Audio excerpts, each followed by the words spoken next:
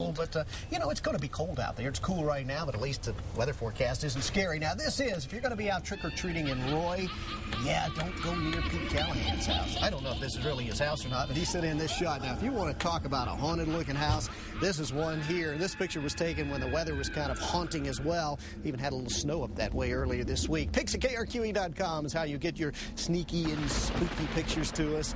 Sound effects, well, that's somebody else's business altogether. By the way, if you don't want to go to an empty church building tomorrow morning, you might want to be reminded to set the clock back before you go to bed tonight. You know, this is actually the good time change, though. This is the one where we get that extra hour's sleep, so at least it's going to work in our favor. Don't forget to change the batteries and the smoke alarms, too. This is the time of the year to get it done. Now, once you get into the better part of the overnight hours, trust me, it is going to get cold out there. Hopefully all the trick-or-treating is all done by then, but an eerie chill is forecast for the overnight hours. 20s and 30s across the state. Now, really, given some of the weather we've had the past few days, this really not that bad. Temperatures close to or a little below normal overnight tonight, but once we get into Sunday afternoon, completely different ball game here. Highs tomorrow will be 60s and 70s, loads of sunshine out there, and if not normal, possibly even a little bit above normal temperature-wise by late in the day tomorrow. Now, today we stayed a little below normal. Notice normal at the Sunport is 64 degrees, so far 59 what we've seen on the thermometer,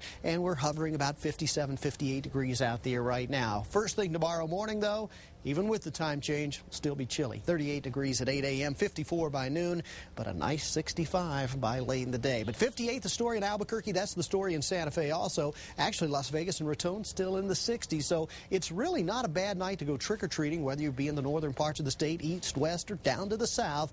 But again, layers are necessary because without that sunshine, today's temperatures are not truly true to form. It felt a lot warmer than it really was. Actually, it was warm down to the southwest of us. Look at these numbers. Phoenix and Tucson, they're in the 80s out there. Now, the reason for that is we finally kicked this one storm one out of the way, and we're letting the warmth start to filter back in by way of the west. That's all courtesy of this big ridge of high pressure. And I think this ridge stays with us right on through the rest of the weekend, so nice and dry and mild for Sunday, as we just talked about. But even Monday, Tuesday, Wednesday, possibly even Thursday and Friday of next week, as this ridge hangs tough across the area through next week. Now, there are signs that late in the week next week, maybe next weekend, another storm system could be knocking on the door. If that happens, forecast could go downhill just a little bit, but at least for the short term, things are looking okay, and we certainly have crystal clear skies out there. Now, as far as November goes, of course, it starts tomorrow. Temperatures are expected to be near or a little above average around the state, believe it or not. Equal chances for precipitation, however, so it looks like your basic November weather lies ahead, but basically it's looking kind of quiet out there right now, and yes, it will be chilly tomorrow morning.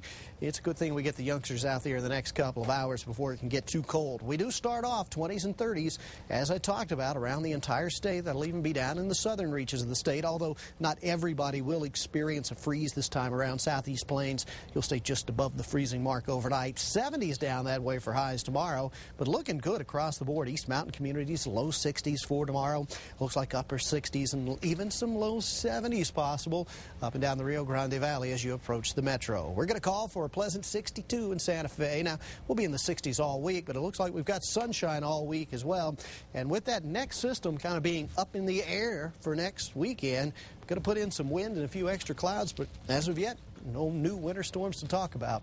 There's still plenty of sunshine, and that starts tomorrow. Looks a lot nicer than last week. Doesn't it? Okay, thank you, Jason. Tonight.